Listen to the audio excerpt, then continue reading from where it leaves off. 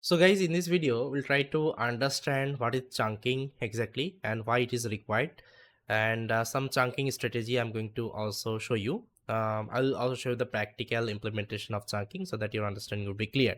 So first of all, let's try to understand what is chunking exactly. See, I think you know that whatever large language model you are using, LLM, it has one input limit. Okay, input token limit. I can write input token limit. Okay, if you go to like any kinds of model, you will see the documentation, you will see that it has some input token limit. Okay, let's say one model is having input token limit is equal to 4096 token it can take, okay, at a time. And let's say whenever you are working with custom data, mostly in RAG, retrieval augmented generation will be also working with that, okay, going forward. So in RAG, what happens, we'll try to use our custom data. And let's say I have one txt file. So after extracting all the data from the txt file, let's say my token size is 8096. So definitely it is bigger than, okay, it is bigger than your model token, model input token, right? So definitely we'll getting the input error, okay, from your model. So to prevent this kinds of issue, we use something called this one, chunking. Okay, we use something called chunking.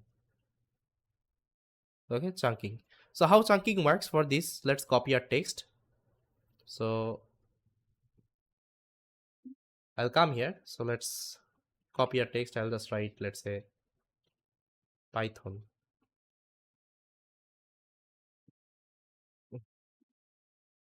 Let's copy something from here, and I'll come here, I'll try to paste it.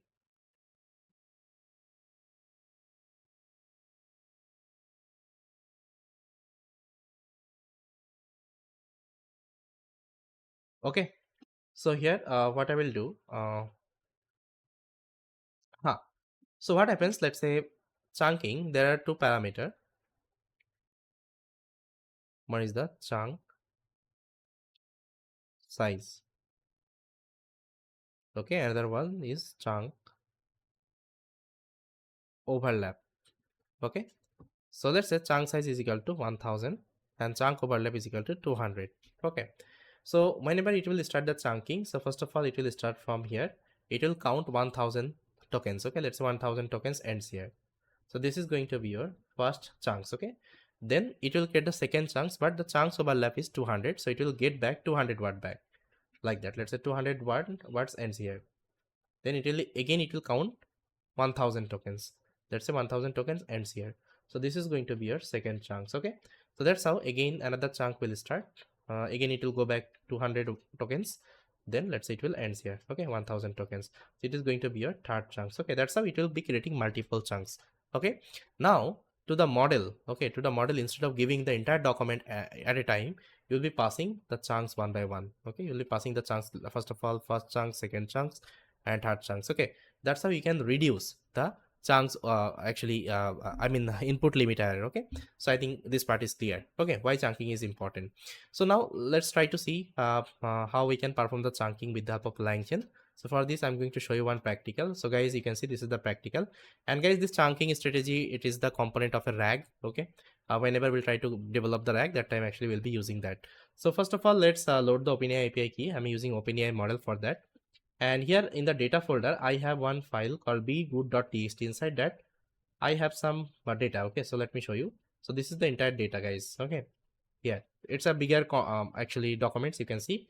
So if you count all the tokens, it would be like more than your model limit. Okay, so that's why first of all, let's try to load with the help of text loader with the help of LangChain. Okay, we have loaded. Now you can see this is the entire documents.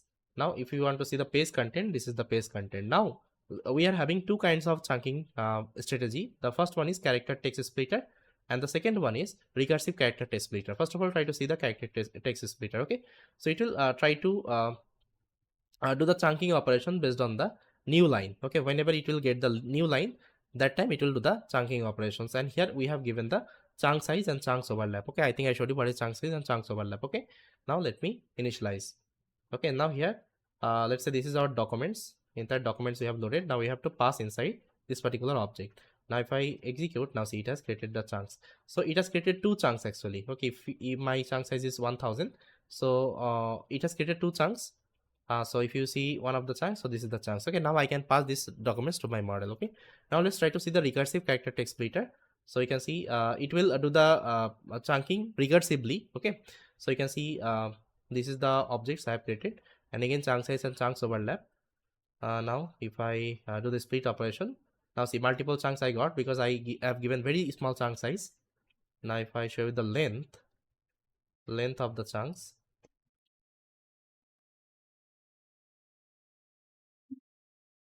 okay, here you got 815 chunks. Okay, you got. So guys, that's how we can perform the chunking, and these are the chunking strategy we have inside LangChain, and all the code I will share you can also try from your side. So thank you so much.